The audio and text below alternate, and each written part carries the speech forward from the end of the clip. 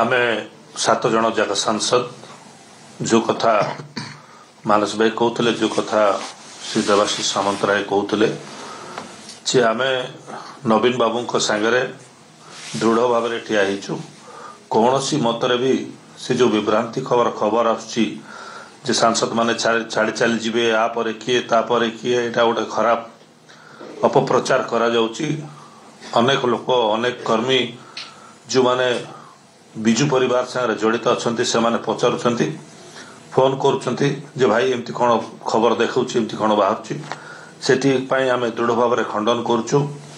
आज को 34-35 वर्ष है मु बिजुबाबू अमल मु भी राजनीति आसती एवं जनता दल धरी बिजु जनता दल पर्यंत राजनीति में आरंभ मोर कैरियर आरंभ कर बिजु परिवार संगे आम समस्त अच्छु। बिजु बाबू ना जो दल अच्छी से दल सागर अच्छु नवीन बाबू सागर अच्छु। प्रश्न उठू ना जे आम दल परिवर्तन करूँ आमर नेता नवीन पट्टनायक को आम धोखा देव प्रश्न ही उठू ना। मो अनुरोध करी से बंधु मान जो मैंने ये अपप्रचार कर अपप्रचार क्षांत रुहतु भूल रे भी भविष्य सांसद मान विषय इाड़ साड़ लेखा बंद करूँ और देखा बंद करूँ।